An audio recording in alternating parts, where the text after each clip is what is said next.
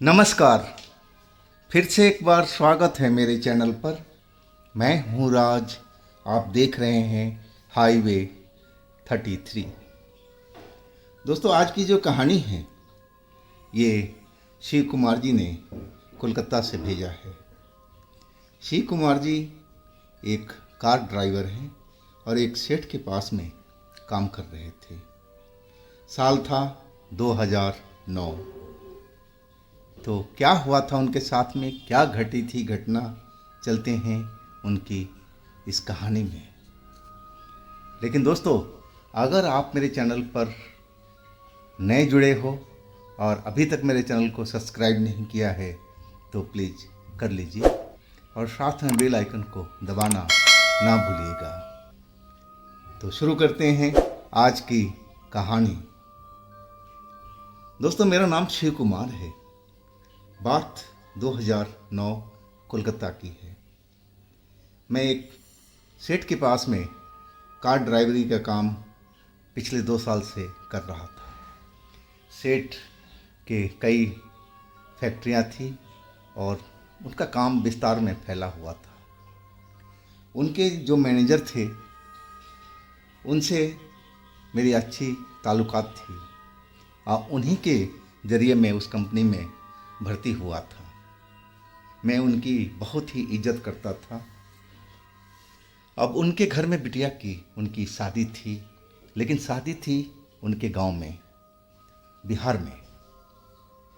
वो कहने लगे कि शिव कुमार, बिटिया की शादी है और तुम्हें चलना पड़ेगा। मैं बोला बिल्कुल साहब, चलूँगा मैं आपके साथ में।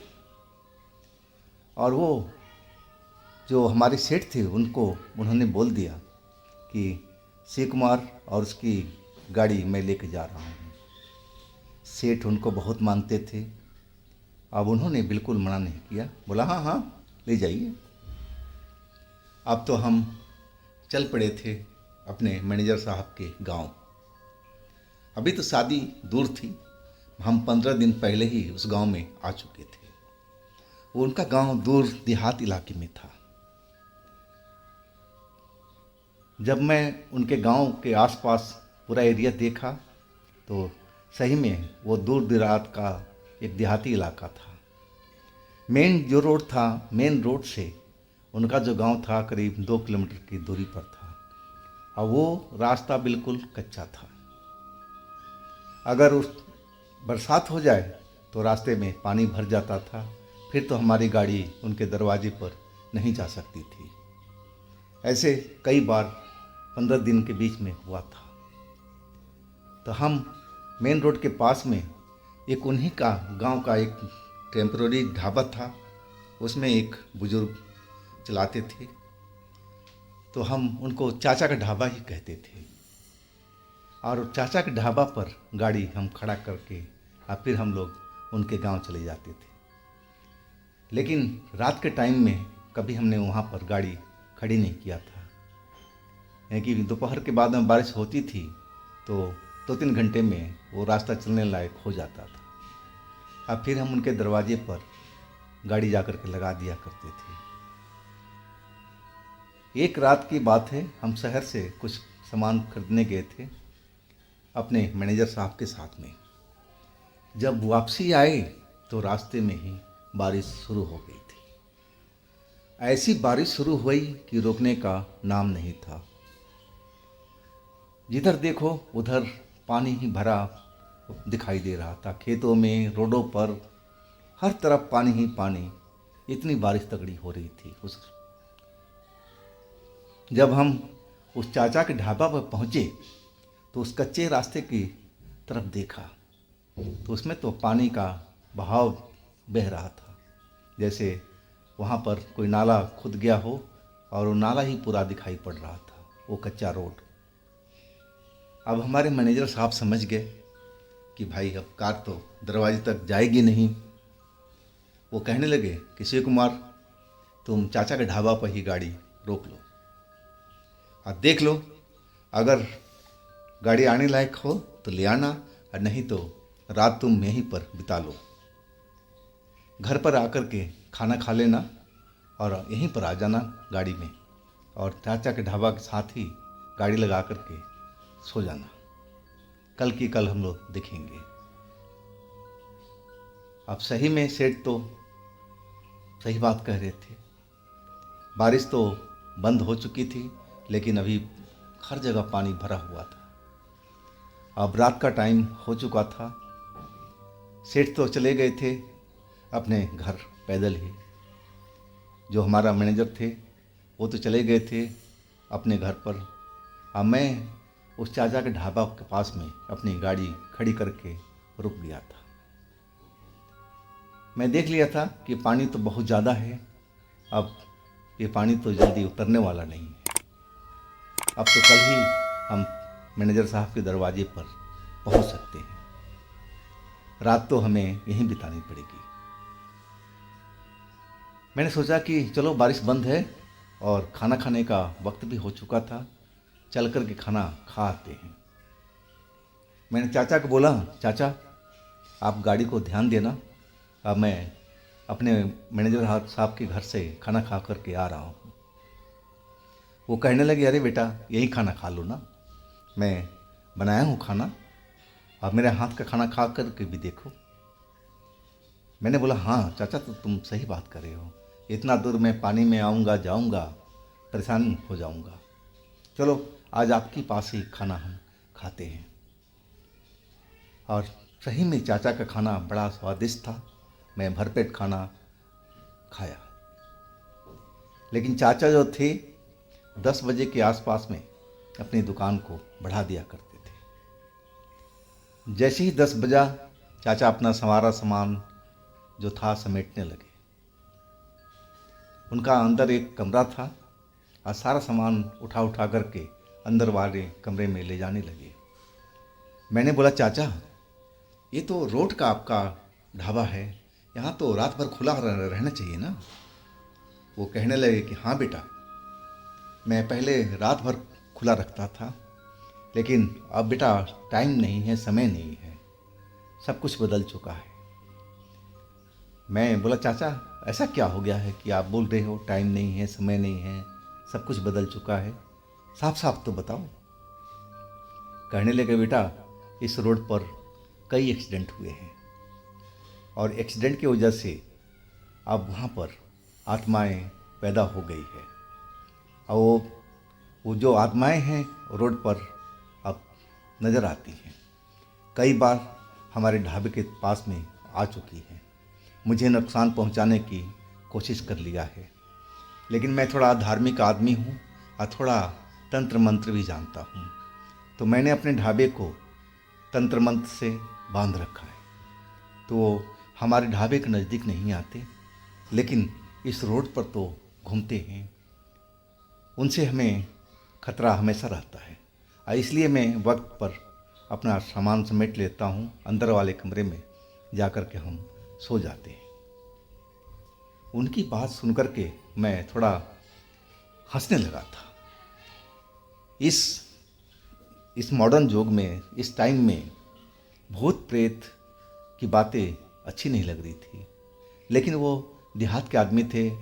मैं सोचा कि ये जो अपने हिसाब से सही कह रहे हैं, लेकिन मैं भूत प्रेत को बिल्कुल नहीं मानता था।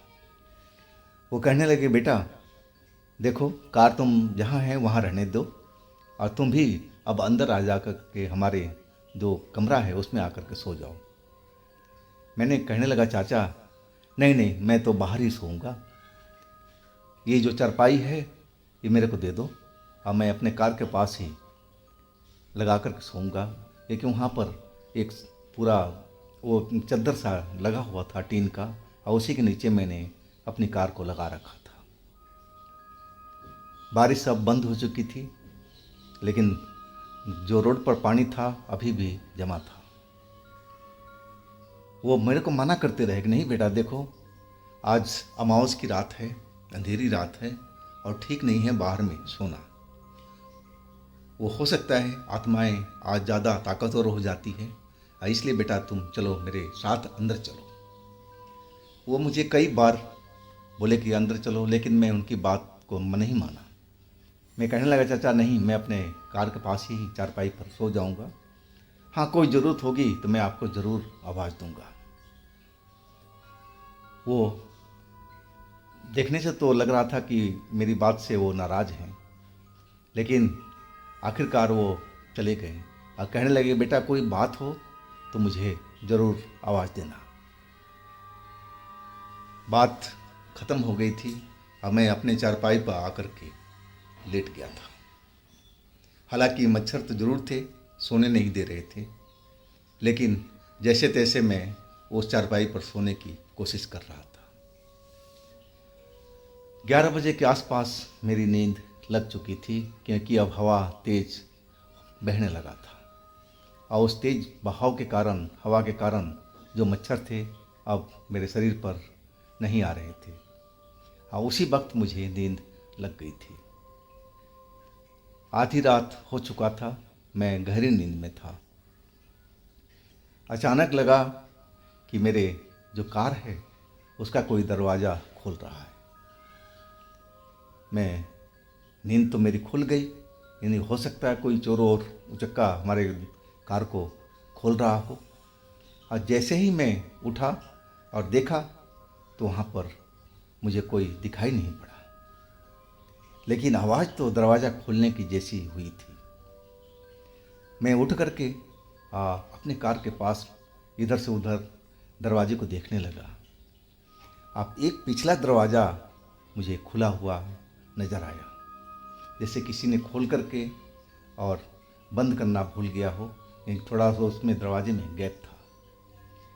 और मैं हैंडल पकड़ के दरवाज़ा खींचा, अंदर झांका तो उसमें अभी भी कोई नहीं था गाड़ी के अंदर में, लेकिन दरवाज़ा तो लॉक था और ये बगैर चाबी का तो खुलने वाला नहीं था। तो ये लॉक कैसे खुल गया, कौन खोला और जो खोला है वो कहाँ पर है, मुझे कुछ समझ में नहीं आ रहा था। फिर मैं दरवाज़ा को लॉक कर दिया और चारपाई पर आकर के बैठ गया। मैं थोड़ी देर तो आराम से देखता रहा, लेकिन अब वहाँ पर बिल्कुल शांति थी।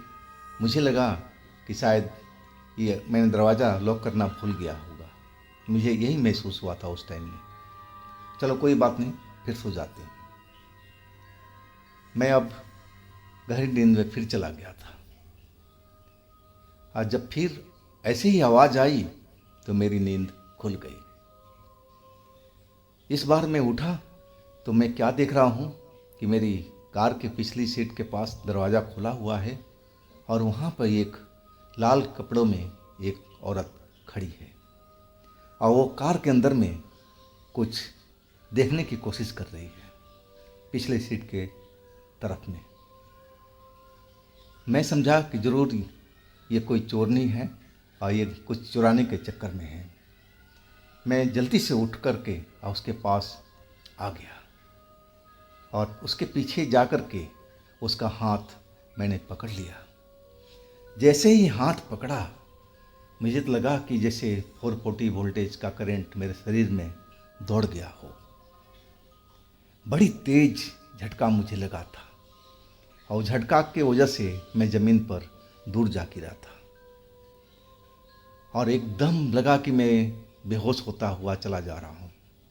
मेरे आँख बंद होते जा रहे थे और तब तक मैं अपने होश में था। अब वो जो औरत थी अब मेरे पास में आकर के खड़ी हो गई, अब मेरी तरफ देख करके घूरने लगी थी। उसकी आंखों में मैं वो लाल लाल सी चमक देख रहा था। मैं उसकी तरफ जब देखा तो मैं देखते ही समझ गया कि ये तो ऐसी शक्ल तो कोई आम इंसान का होता नहीं है। जो उसकी आंखें थी बिल्कुल मोटी मोटी सी बाहर निकली हुई थी और जो चेहरे पर बिल्कुल मांस लटके हुए से दिखाई पड़ रहे थे।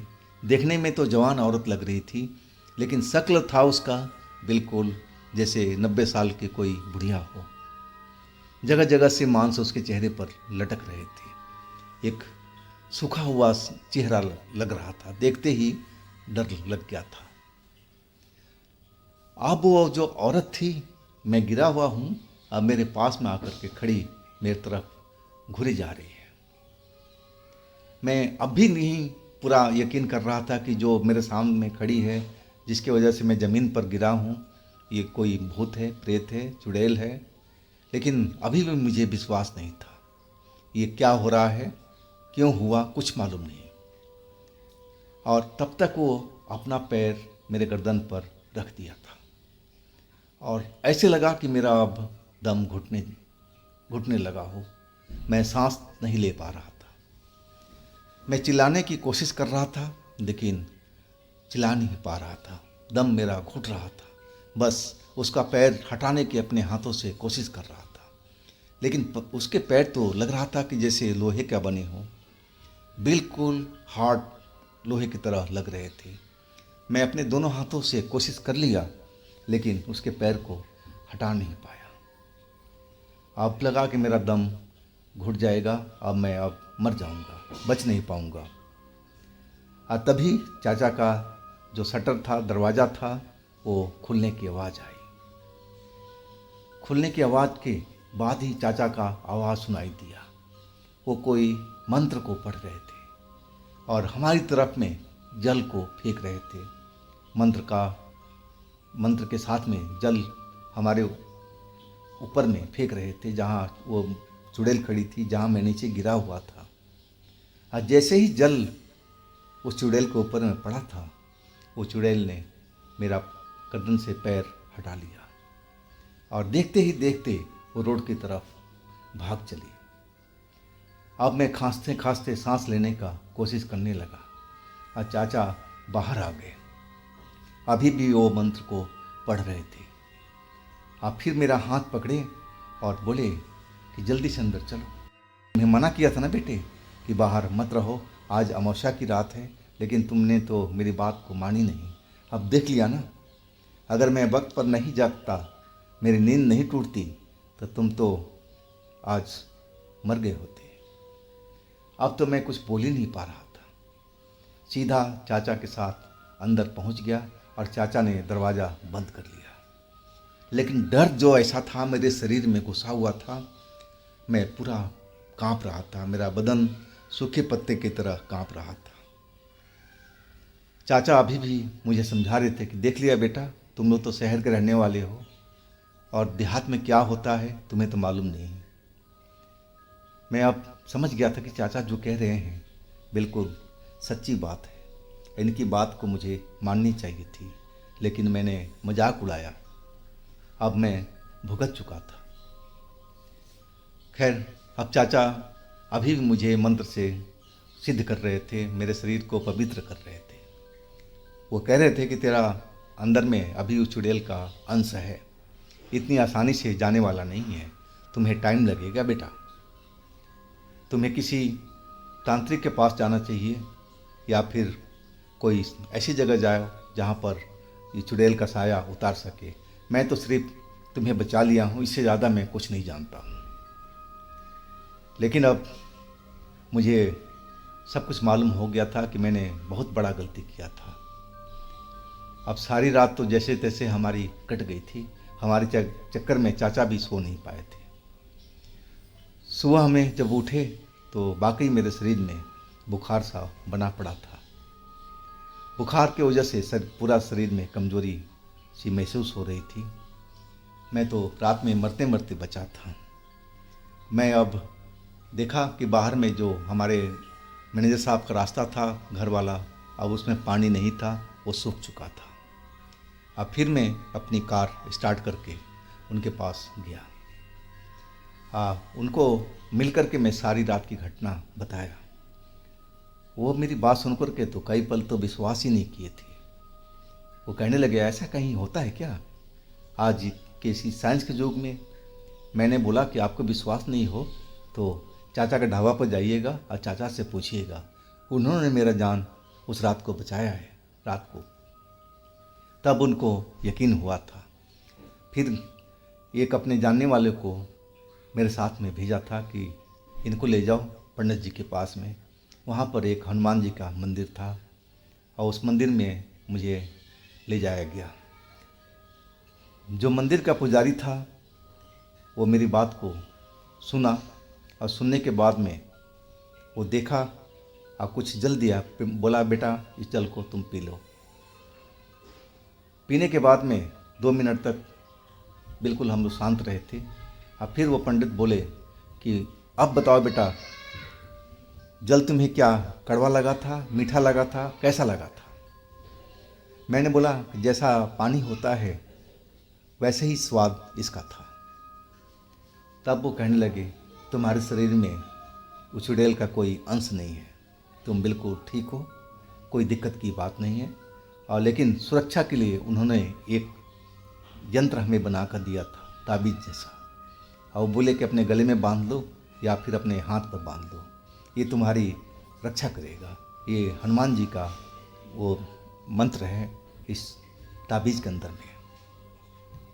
सही में उस ताबीज़ में शक्ति जरूर थी, यानी कि उसको धारण करने के बाद में शाम तक मेरी तबीयत बिल्कुल सही हो गई थी। लेकिन मैं अब वहाँ का सब हालात देख चुका था।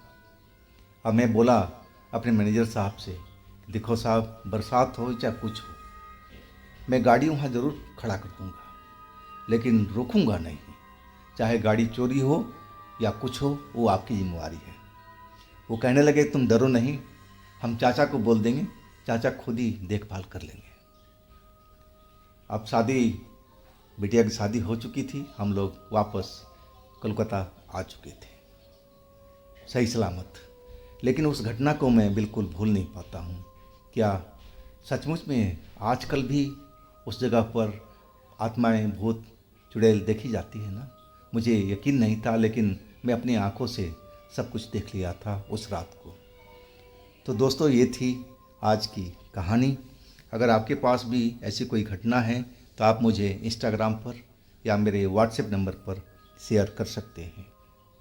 और दोस्तों, मेरे दूसरे चैनल को भी सब्सक्राइब कीजिए, उस चैनल पर जाइए, चैनल का लिंक नीचे में दे रखा हूँ, तो एक बार उन पर जाकर के उन कहानियों का आनंद ज़रूर लीजिए। मेरे इस चैनल को भी सब्सक्राइब कीजिए, लाइक कीजिए, शेयर कीजिए। फिर हम मिलते हैं अगले दिन एक नई घटना के साथ में। आप लोग अपना बहुत ही ख्याल रखिएगा। नमस्कार।